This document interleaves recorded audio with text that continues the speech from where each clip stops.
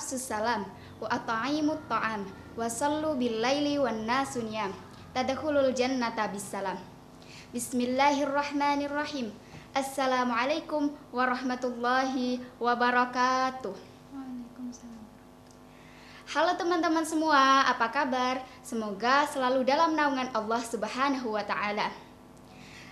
Sebelumnya, izinkan saya untuk berkenalan terlebih dahulu ya. My name is Aisyah Laila Khairunisa. You can call me Laila. Saya dari kelas 10 Tahfidz di MA Al-Mukmin Muhammadiyah Tembarak Temanggung. Di sini saya tidak sendiri teman-teman. Di sini saya ditemani oleh seorang narasumber yaitu Ustazah Nita Amalia. Assalamualaikum Ustazah. Waalaikumsalam. Oke, sebelum kita mulai, jangan lupa lihat video ini hingga akhir ya teman-teman agar tidak ketinggalan beritanya. Oke, bisa kita mulai Ustazah? Di sini kami akan sedikit bertanya jawab tentang at-tahurusyatrul iman. Sering kita dengar di dunia maya maupun di real life, kita sering mendengar kalimat at-tahurusyatrul iman. Kalimat at-tahurusyatrul iman itu apa sih sebenarnya Ustazah? Ya, kalimat at-tahurusyatrul iman ini kan sebuah hadis Nabi ya, yang sering kita dengar artinya kebersihan sebagian dari iman. Padahal arti sebenarnya adalah at-tahurusyatrul iman ini kesucian sebagian dari iman. Karena dari kata taharoh yang artinya bersuci, bukan nadhafah yang artinya bersih. Ya, gitu. Walaupun secara bahasa bisa kita artikan tetap dengan kebersihan, tapi dalam usul fikih secara arti dalam Al-Quran dan hadis itu diterjemahkan secara terminologi, bukan etimologi. Jadi dia diartikan secara makna syar'i, bukan secara bahasa. Jadi artinya adalah kesucian, seperti itu. Nah, walaupun berbeda makna, tapi kebersihan sebagian dari iman itu merupakan kalimat Islami yang bisa memacu kita untuk selalu membersihkan ya, bersih, peduli lingkungan, seperti itu.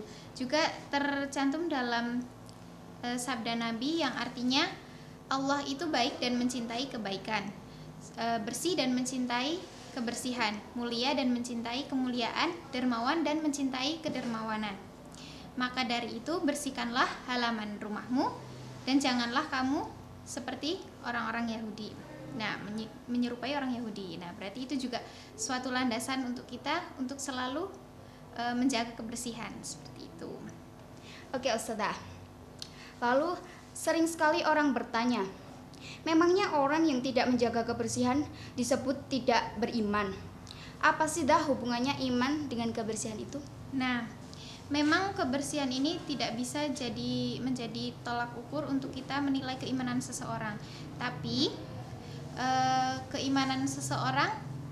kebersihan seseorang bisa menjadikan kita melihat, oh, orang ini bersih, berarti dia lebih beriman. Karena saat kita beribadah pun kita harus melihat lingkungan kan, harus melihat itu tempatnya bersih, pakaiannya bersih apa enggak, suci atau enggak, seperti itu. Jadi saling berhubungan gitu. Selanjutnya, pentingnya menjaga kebersihan itu sebenarnya untuk apa Ustazah? Ya, menjaga kebersihan itu penting buat kesehatan kita, karena kalau misalnya kita tidak menjaga kebersihan, otomatis kan bakalan banyak tumpukan sampah, itu menyebabkan virus dan penyakit. Nah, itu juga akan berimbas kepada diri kita sendiri. Jadi kita harus selalu menjaga kebersihan untuk kesehatan diri kita sendiri juga. Oh iya, berarti penting banget ya dah kebersihan itu. Iya, jelas. Manfaat apa saja yang dapat diambil dari menjaga kebersihan itu Ustazah? Ya, terhindar dari penyakit, lebih nyaman dilihat, nyaman ditinggali, terus mencegah kita dari pemanasan global, dan membantu mengurangi polusi. Udara menjadi lebih segar kan, kita juga lebih enak gitu. Banyak juga ya setelah manfaatnya. Oke, gimana kalau kita dampak kalau kita gagal menjaga kebersihan lingkungan? Pastinya akan terjadi polusi udara, seperti kalau pembakaran sampah, polusi air, kayak kita penggunaan deterjen itu bisa merusak habitat air, ikan-ikan bisa pada mati. Terus polusi tanah juga bisa karena kita menimbun sampah. Nah, itu bisa merusak kesuburan tanah. Habis itu penggunaan plastik yang tidak terkontrol juga bisa menjadikan laut menjadi kotor dan menurunnya sistem kekebalan tubuh karena lingkungan yang kotor tersebut tadi. Baik Ustazah. Lalu bagaimana sih cara memunculkan kesadaran pada diri kita sendiri? Nah, itu bisa ditanamkan sejak kecil. Seperti dari kecil diajari untuk membuang sampah pada tempatnya, mematikan keran air jika tidak digunakan. Lalu orang-orang yang tokoh penting, tokoh yang berpengaruh itu juga sangat berpengaruh untuk kebersihan, untuk menggerakkan kita supaya kita lebih peduli terhadap lingkungan. Melakukan sosialisasi tentang kebersihan, habis itu mengajak santri untuk ikut berpartisipasi dalam kebersihan tersebut. Terus mempelajari tentang pupuk kompos dan cara memilah sampah antara organik dan anorganik. Ya, banyak belajar pokoknya. Oke Ustazah.